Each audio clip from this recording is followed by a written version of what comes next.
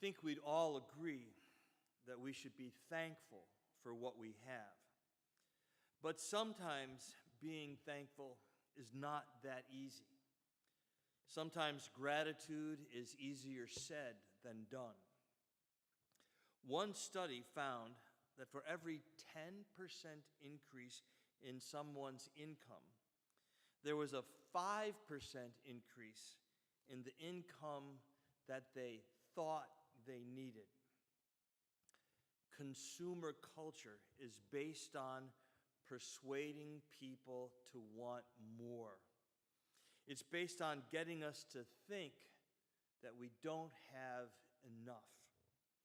It often leads not to gratitude, but to dissatisfaction. We may think that gratitude should come naturally, but that's not always the case.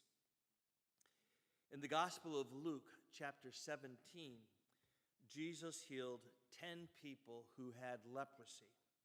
In the ancient world, leprosy was not only a skin disease, it was also a social disease. If you had leprosy, you were considered unclean, impure, and contagious. You were to be avoided at all costs. You were expelled from town and forbidden contact with your family and your friends. 10 people were healed from that, but only one expresses gratitude. Only one expresses thanks. All 10 of the people with leprosy were healed. They could see that their lesions had disappeared. They could see that they had new skin, new, healthy skin. But that's all that they saw. The one who expressed gratitude, he too saw his healing, but he also saw more. He saw deeper. He saw his healing, and he also saw the source of his healing. He saw a miracle, and he also saw the source of his miracle. He saw that God was not only the source of his healing, but the source of everything in his life that was good. When he saw that, the gratitude gushed up. It gushed up from deep inside and overflowed. It wasn't an obligation, it was organic. It wasn't a requirement, it was a reflex. This person is so thankful that he forgets he's supposed to go and show himself to the priests. He forgets that and runs back to Jesus, shouting gratitude and praising God. He was so thankful, he threw himself at Jesus' feet. One translation says he kneeled.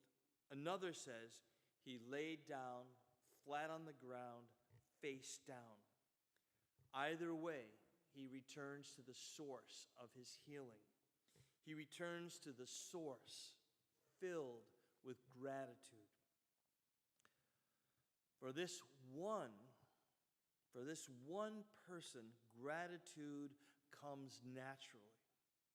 But 10 people were healed. Jesus asks, "Where are the other 9? Is this one the only one who came back?" Then he looks down and says to the one kneeling before him, "Get up. Your faith has made you well. Your faith has healed you and saved you." Now, the word saved here infers mental, emotional, and spiritual wholeness. It includes physical healing, but it also includes much more. All 10 were healed physically, but the one who saw deeper, in addition to being healed physically, is healed spiritually, emotionally. He's made whole. All 10 got new skin, but the one who goes back to the source of his healing, he gets new life. Gratitude may not always come naturally.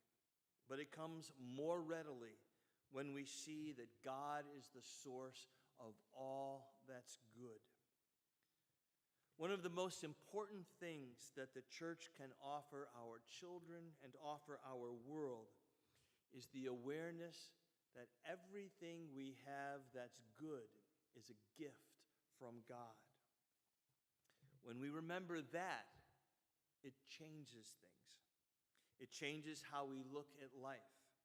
It changes how we manage our resources. It changes how we think about stewardship.